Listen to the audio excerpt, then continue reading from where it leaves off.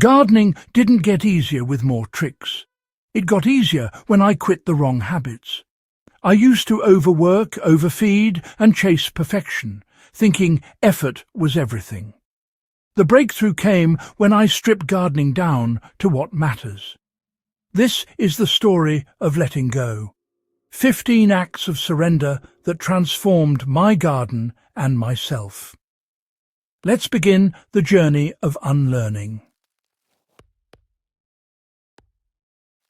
I stopped tilling and let the soil's natural life thrive. Now I add compost on top and let worms and microbes do the work. The soil holds water better, plants grow stronger, and the garden heals itself. Sometimes the best thing is to leave the soil alone.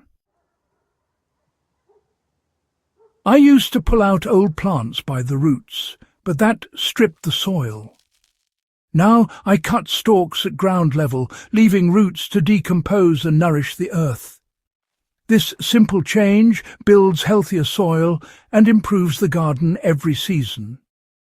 Giving back starts with what you leave behind. Quick fixes and chemical feeds only led to more problems. I learned to feed the soil slowly with compost and patience.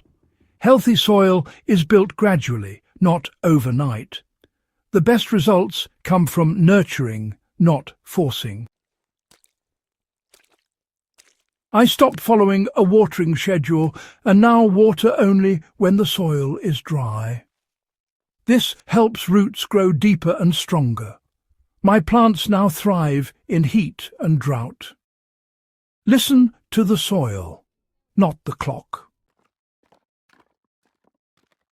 Bare soil invites weeds and erosion. Now I always cover the ground with mulch or living plants. This keeps moisture in, feeds the soil, and reduces weeding. A living carpet is healthier than bare beds. Nature never leaves soil bare. Neither should we. Overfeeding made my plants weak and pest-prone. I stopped feeding the plants and started feeding the soil with organic matter. Now plants grow stronger and resist pests naturally. Healthy soil means healthy plants. Not every plant thrives in the same soil. Containers let me give picky or invasive plants their ideal home. Pots offer control, flexibility, and protection. Sometimes the best place for a plant is a pot. I used to attack every bug, but that wiped out helpful insects too. Now I watch and wait.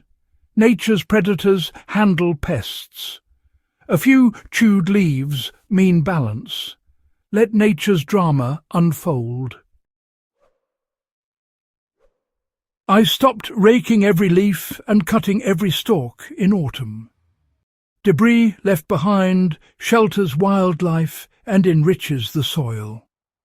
A little mess is a gift for the garden's future. Less tidying often means more life. Planting in unprepared soil gave me weak plants. Now I prep the soil and add compost first.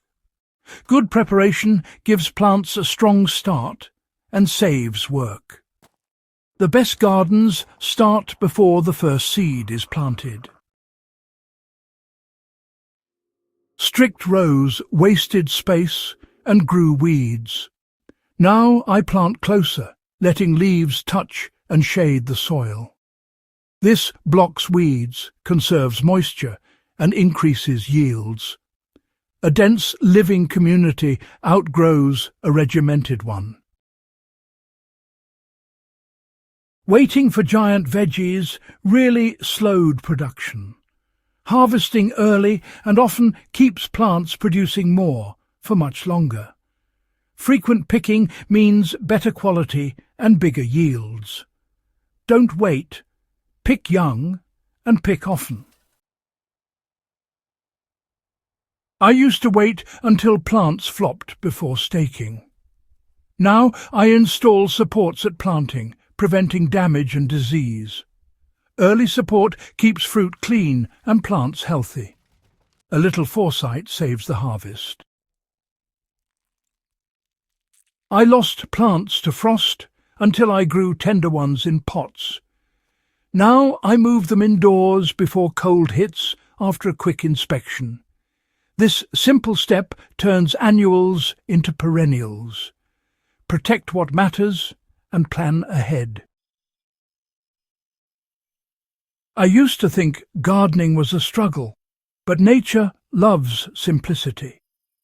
By working with nature, the garden began to thrive on its own. Less effort, more joy, and a true sanctuary. The real change was letting go of control. Gardening rewards those who let go and trust nature. Inspired? Subscribe for more grounded nature-first strategies. Share this with someone who needs relief from garden overwhelm. The greatest tool is knowing when to step back. The quiet joy of a thriving garden is waiting. Just let it grow.